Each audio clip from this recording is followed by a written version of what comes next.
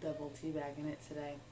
So I wanted to film a video today called What Not to Say to People with a Chronic or Invisible Illness, the Witchy edition.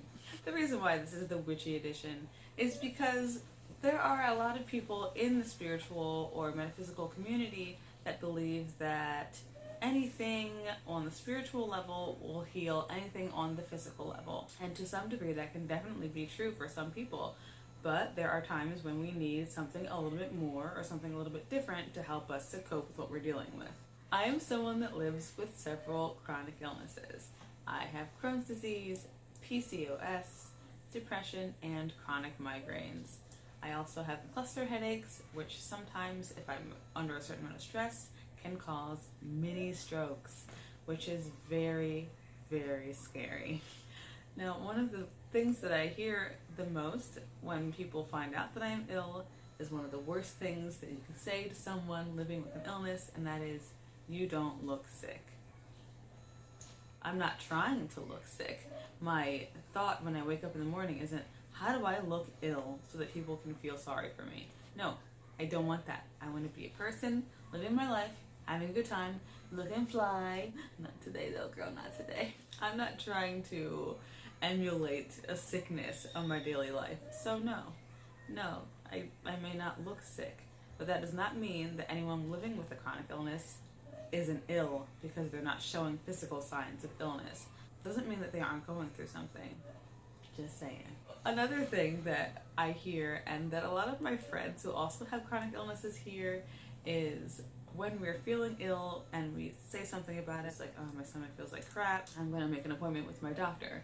And there was a customer in the store, we worked in a crystal shop, and the customer says to us, why would you go to the doctor when you have all these crystals right here?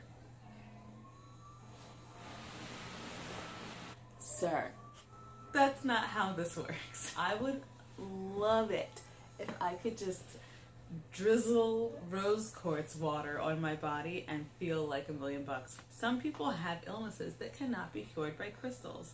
Magical tools are there to assist you with your own personal endeavors or endeavors of others if you're doing something for someone else. They are not a cure. Magic is not a cure for anything. It's an assistant. It's a helper. It's a way to focus your own energy. It's not going to make my Crohn's disease go away. My stomach is going through all kinds of things right now, and I'm just trying to be honest with you right now. I use crystals and other forms of magical tools to assist me and to help me along with herbal medicine and modern medicine. I'm not trying to cure depression with an amethyst crystal. It's just not going to work. They can help you, definitely, but they're not going to be the one thing that cures it all. They're not the one ring that rules them all. I would love that. Anyway, but I always go practical first, magical second. Well, maybe not, but they're both always present in my mind. So when someone tells me that they're going to perform Reiki on me as I'm like vomiting in the toilet, I'm not interested right now, and I'm sorry. And please don't think that I'm trying to be offensive. I'm really not. It's just sometimes we need something else to heal us. Healing spells. Now, yes, I do love healing spells. I perform them for people all the time. It helps. It's wonderful. It gives you a feeling that something is moving, energy is moving. Those are great along with other things. Like I said, a spell for healing your body is not always going to just bam, heal your body. You have to work with what you have and add magic to it. And some people seem to forget that, and they want to hurry up and like throw some juju at you, and then, you know, if you're not healed, they're feeling like they failed, or they're not a good witch, or they're not a good healer. And that is not the case. People with chronic illnesses are going through so many things that in their body can be fighting against them. So they need more than one thing to combat those illnesses. Not everyone wants to take pills, but not everyone responds really well to herbal tinctures or different natural medicines or, you know, wiggly fingers. Sometimes those things just don't work, or sometimes those things need a little bit of help. Another thing people like to say or throw at you, did you sage? Did you smudge yourself? Did you cleanse yourself? Do you have Palo Santo? Do you need some sweetgrass? Did you need some white sage? Did you need some blue sage? Oh my gosh, but it happens so often. And peppermint oil and lavender oil, those things sometimes they can help as well, along with something else. Cleansing myself and cleansing my space is going to get rid of a lot, but it's probably not going to get rid of my cysts that are growing on my ovaries. You know, I don't want to sound mean because this is something that we've been going through for a long time, my friends and I, and we think about it and we talk about it and we laugh about it because people, I know they're trying to do their best and they're trying to help. A lot of times people have been living with their illness for so long and they've tried everything.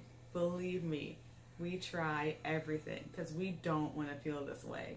We want to be able to go out and do what we want and eat what we want and say what we want and feel happy all the time.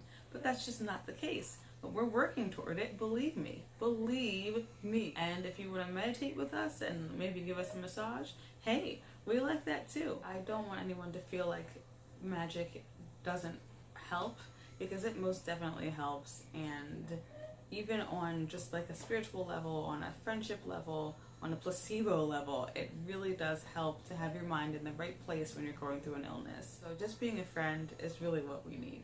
Just being there and being understanding. Maybe bring in some cookies and a movie over, some popcorn. I can't have popcorn, I have Crohn's disease. Just bring chocolate and tea, girl. That's what I can have chocolate and I can have tea almost any time. I hope you guys understand. And if anyone is also going through any kind of chronic illness or invisible illness or just any illness in general, you want to talk about it, you can go ahead and hit me up on Instagram or you can put some comments in the comment area below. I love chatting and I love spreading awareness, so let's do that. I hope it didn't scare anyone with my haggard, no makeup face, no eyebrows in my corner in my office. Have a great day, guys. Bye.